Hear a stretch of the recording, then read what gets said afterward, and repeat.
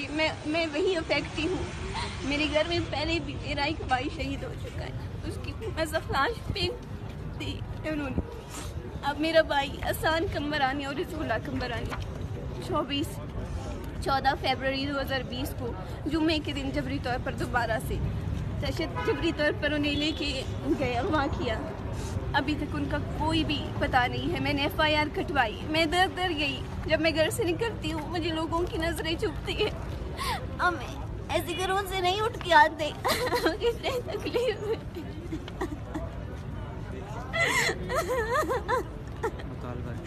अल्लाह, हमारा मुतालबा है हमारे भाइयों को रिहा किया जाए। उन्हें बाज़ियाब जाकिर जान को 11 साल हो रहे हैं। उसकी माँ कितनी तड़प रही होगी इस इंतज़ार में। हमारा हर घर बलूचिस्तान का दूसरा घर इसी सदमे में मुब्तला। यही तकलीफ हमें खाई जाती है कि हमारा भाई कब घर आएगा। हमारी खुशियाँ मलिया मेट हो चुकी है। हम खुशियाँ नहीं मनाते, हम शोक करते हैं अपने भाइयों का। मेरे भाई को हिज़्बुल्लाह को रिहा किया जाए। मेरा भाई प्रिंसटन यूनिवर्सिटी में तालिब इल्म था, BBA कर रहा था। ये रियासत उन्हें चांद कर निकाल के लेके जा रहा है। हम अपना पेट काट कर अपने भाइयों को बढ़ाते हैं, खुद नहीं पढ़ते।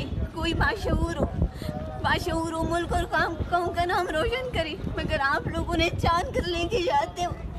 हमारे घर में ले दे के 1-2 मर्द होते हैं, उनको या तो मनशियात में मुब्तला कर देते हो या फिर हुकूमत कानून के हवाले कर देते हो। हमारे भाइयों को लौटा दो। मुझे नहीं समझ आती मैं कहाँ जाऊँ, किससे दरख्वास्त करूँ, किसे बोलूँ मेरे भाई को लेके आए। मैं अकेली हूँ, मैं सरापा एहतिजाज हूँ।